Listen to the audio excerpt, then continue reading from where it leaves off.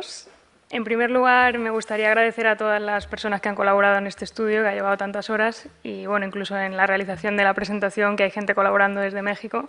Entonces, bueno, eso por un lado. Voy a presentar este estudio llamado Correspondencia Decir, Hacer, Reportar en Terapia, un estudio exploratorio. Y bueno, como en parte lo que el grupo de investigación intenta es unir estos dos mundos de la investigación propia de laboratorio y el contexto clínico, pues queríamos ampliar o hacer en el contexto clínico lo que han hecho los estudios de laboratorio en cuestiones de correspondencia, decir, hacer, reportar. En el proceso terapéutico también se puede entender que hay este tipo de procesos, ¿no? Porque cuando un terapeuta le pide a un cliente que haga algo, en sesión este cliente primero verbaliza que va a hacer algo fuera de sesión, por otro lado, fuera de sesión hace lo que ha dicho que iba a hacer o no, y a la siguiente sesión pues le cuenta al terapeuta si finalmente hizo o no lo que dijo que iba a hacer, ¿no? Esto guarda un estrecho paralelismo, como comentaba anteriormente, con el fenómeno de la correspondencia decir, hacer, reportar, que se ha estudiado ampliamente en laboratorio como una forma de entender el comportamiento gobernado por reglas. Desde hace más de medio siglo, el análisis de conducta ha intentado responder a la pregunta de cómo aumentar la probabilidad de que una persona haga lo que ha dicho que iba a hacer y viceversa, es decir, cómo se produce, cómo se promueve y cómo se mantiene esta correspondencia. ¿Cómo se define esta correspondencia? Pues como la relación de coherencia o coincidencia entre lo que un sujeto dice que va a hacer, lo que posteriormente hace y entre lo que hace y lo que después reporta. Esta línea de investigación comienza con los estudios de Risley y Hart en 1968 y bueno, es cierto que se enmarcan más en contextos educativos, pero obtiene unos resultados muy prometedores que justifican de alguna manera el hecho de seguir haciendo estudios en diferentes contextos, diferentes también al educativo. A lo largo de todas las investigaciones se han propuesto tres tipos de correspondencia principalmente. En primer lugar, la correspondencia decir-hacer, que sería la relación entre lo que alguien dice que va a hacer y lo que efectivamente hace. La correspondencia hacer-reportar, que sería la relación entre lo que esta persona hace y lo que reporta haber hecho. Y por último, la correspondencia decir-reportar, que tiene que ver con la relación entre lo que una persona dice que va a hacer, lo que dijo acerca de lo que hizo, con independencia de este hacer. Entonces, todos estos estudios, a partir de los inicios, lo que intentan demostrar es que el comportamiento no verbal puede ser modificable a partir del comportamiento verbal. Y, como decía anteriormente, han tenido tanto éxito que, de alguna manera, justifican esta importancia de seguir desarrollándolos. Como en la clínica nos interesa mucho descubrir o investigar cómo se producen estos tipos de correspondencia, dado que, como comentaba anteriormente, hay mucha justificación en ese sentido, porque el terapeuta siempre va a decirle al cliente lo que tiene que hacer, o casi siempre, por lo menos en los inicios, el cliente sí que va a verbalizar lo que va a hacer y va a hacerlo y luego va a reportar si lo ha hecho o no. Pues tiene una gran relevancia clínica seguir modificando las conductas a través del repertorio conductual del propio sujeto, es decir, que el terapeuta tendría como un control remoto del sujeto con su propio discurso interno. Nuestro estudio precisamente nace para trazar conexiones, como decía, entre los resultados de investigación de laboratorio y el proceso terapéutico en sí mismo. Por ello, creemos que el contexto clínico es un contexto natural idóneo para realizar un estudio exploratorio de estas características. Nos planteamos dos objetivos específicos, que serían, en primer lugar, aumentar la validez ecológica de estos estudios de correspondencia realizados en laboratorio, y, en segundo lugar, explorar si la terapia, al ser un proceso continuado de entrenamiento en correspondencia, tiene un efecto en la correspondencia de estos sujetos del experimento en concreto. Nos planteábamos dos hipótesis principales. La primera, que el grupo experimental aumentará la correspondencia después de un proceso terapéutico, en la medida que creemos que la terapia entrena este tipo de correspondencia. En segundo lugar, que el grupo control, que no recibirá terapia, no va a presentar cambios significativos en la correspondencia entre las dos fases del estudio. Bueno, el método. Participaron 8 sujetos. El grupo control estaba formado por 4 participantes que eran estudiantes de ITEMA, es decir, están entrenándose para ser terapeutas y ellos no reciben terapia. Luego estaba el grupo experimental, que eran 4 participantes que sí que iban a recibir terapia entre la fase inicial y final del estudio para ver si esta terapia tenía algún efecto en la correspondencia decir-hacer. ¿Cómo se hizo el procedimiento de lo que es el estudio? Se dividió en 2 fases. En primer lugar, se medía la correspondencia decir-hacer-reportar en los 2 grupos antes de que el grupo experimental recibiera la terapia. Tras 4 meses, cuando la terapia ya estaba avanzada del grupo experimental, se volvió a repetir el estudio y se volvió a medir la correspondencia tanto del grupo control como del grupo experimental.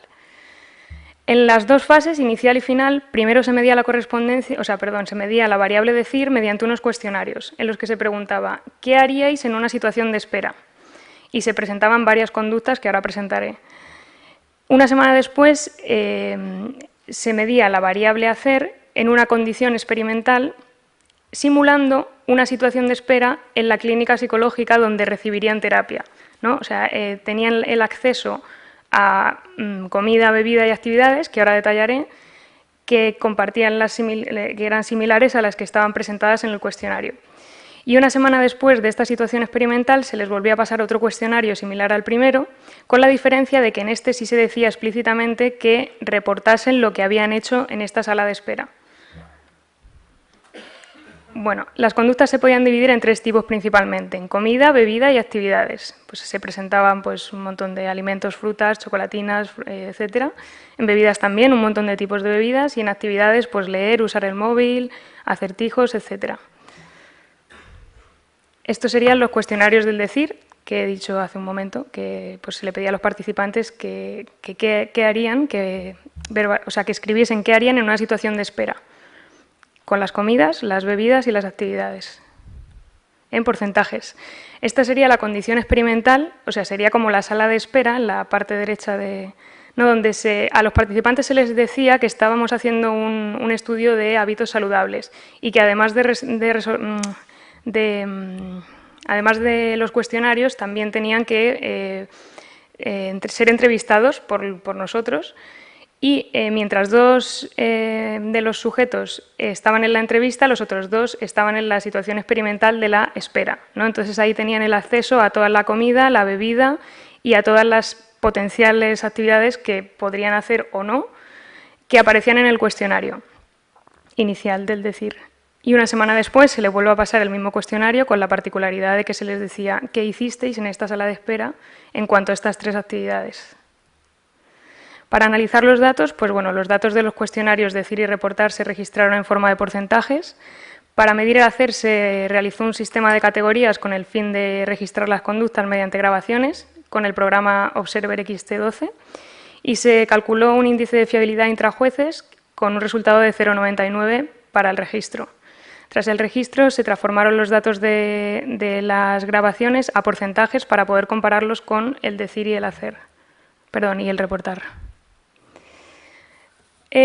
Para presentar los resultados hemos elegido 2 participantes del grupo control y 2 participantes del grupo experimental utilizando unas gráficas de ocurrencia, esto es, para ver si había correspondencia entre lo que dijeron, hicieron o reportaron. Si es que la hay, está reflejado en la parte superior, si es que no la hay, estaría en la parte inferior. Los puntos morados hacen referencia a la correspondencia hacer-reportar, mientras que los puntos verdes hacen referencia a la correspondencia decir-hacer. En el sujeto experimental 1 no se observa una gran diferencia de correspondencia decir-hacer tras la terapia, pero sí se da una importante mejora de la correspondencia hacer-reportar tras la terapia. Por su parte, el sujeto 2 sí que obtiene una ligera mejora en el decir-hacer, pero la correspondencia hacer-reportar no sufre una mejora importante. Por su parte, en el grupo control observamos que en general la correspondencia hacer-reportar no sufre casi ningún tipo de variación, mientras que en el sujeto control 2 sí que hay un empeoramiento de la correspondencia decir-hacer y en el sujeto control 3 esta correspondencia lo que hace es mejorar, pero ligeramente, tampoco hay cambios sustanciales. Bueno, el objetivo principal de este estudio realmente es desarrollar una nueva metodología para medir esta correspondencia o trasladar esta metodología adaptándola a los contextos clínicos, ¿no? Entonces, bueno, en líneas generales, los resultados de nuestro estudio en concreto no nos permiten confirmar del todo las hipótesis planteadas, porque, por ejemplo, en el grupo experimental no se produce una mejora general de toda la correspondencia tras la terapia, aunque sí que es cierto que en algunos sujetos sí. En el grupo control se da un aumento de correspondencia entre las dos fases, lo cual era también contrario a nuestra hipótesis de que se mantenía. Por su parte, no se encuentran diferencias de correspondencia, decir-hacer, entre el grupo experimental y el control en la fase inicial del estudio, pero sí se encuentra una mayor correspondencia hacer-reportar en este grupo control, que eso sí que era más afín a lo que nosotros hipotetizábamos. Y luego, en líneas generales, se encuentra que hay una mayor correspondencia hacer-reportar que decir-hacer. Esto, bueno, pues nos sugiere que es mucho más fácil decir lo que se ha hecho que cumplir lo que se ha dicho que se iba a hacer, en general. ¿Qué ocurre? Que pensamos que todos estos resultados también tienen que ver con una serie de errores metodológicos que nos hemos dado cuenta cuando ya hemos acabado el estudio, ¿no? Por ejemplo, las conductas que nosotros medimos se alejan bastante de las que creemos que se entrenan en clínica. En clínica quizá no vas a entrenar si vas a comer algo y vas a hacer, o sea, si vas a decir que vas a comer algo y te lo vas a comer, sino que a lo mejor lo que se entrena son conductas más relacionadas con seguir una instrucción, rellenar un autorregistro, etcétera. Con lo cual, bueno, para futuros estudios podríamos incluir conductas más relacionadas con lo que típicamente se entrena en terapia. Por otro lado, el grupo experimental, lo que es la selección, pudo tener también interferencia en los resultados porque, por ejemplo, una participante tenía fobia a tragar y ahí había comida y bebida, con lo cual podría que eso interferir negativamente. Otra participante abandonó la terapia, con lo cual nos falta también ese resultado. Y bueno, en cuanto al grupo control, pues son estudiantes que se están formando para ser terapeutas en ITEMA. Eso implica que están sobreentrenados en correspondencia decir-hacer, con lo cual puede que la muestra tuviera que ser más grande o diferente. Por otro lado, también tuvimos problemas con los cuestionarios porque en el cuestionario del decir lo que preguntábamos era qué haríais en una situación de espera en vuestra casa. Sin embargo, el hacer era en una clínica psicológica, con lo cual puede no tener mucho que ver los contextos. Por otro lado, también había problemas en cuanto a que los participantes rellenasen o se imaginasen lo que harían en porcentajes. Cuando tú le preguntas a una persona ¿qué porcentaje vas a estar comiéndote unas patatas en vez de unas aceitunas? Pues no se lo imagina tanto que si quizá hubiéramos hecho una entrevista y hubiéramos calculado los porcentajes nosotros a posteriori de esa entrevista. Y bueno, por último, había limitaciones en el sistema de categorías para realizar las observaciones, porque había una categoría que, por ejemplo, era no hacer nada, que luego no se correspondía en absoluto con lo que ocurría en la sala de espera, porque cuando uno hablaba no era no hacer nada. Sin embargo, el sistema de categorías no incluía hablar, porque como en la sala como al final en el cuestionario del decir se preguntaba ¿qué harías en tu casa?, no podíamos añadir hablar con un desconocido. Sin embargo, en la situación hacer sí que hablaban mucho con un desconocido. Con lo cual eso habría que corregirlo de cara a futuros estudios. Y pues nada, por último señalar que es necesario continuar realizando estudios de correspondencia en contextos naturales, que era un poco lo que perseguía el estudio, una cierta investigación, o sea, una cierta innovación en la metodología, y que bueno, que estos errores pues servirán como impulso para desarrollar el siguiente estudio ya con una seriedad mayor y con cierta experiencia en este campo, y que suponemos y esperamos que traerá resultados beneficiosos tanto para la investigación básica como para la clínica psicológica. Y ya estaría todo. Gracias.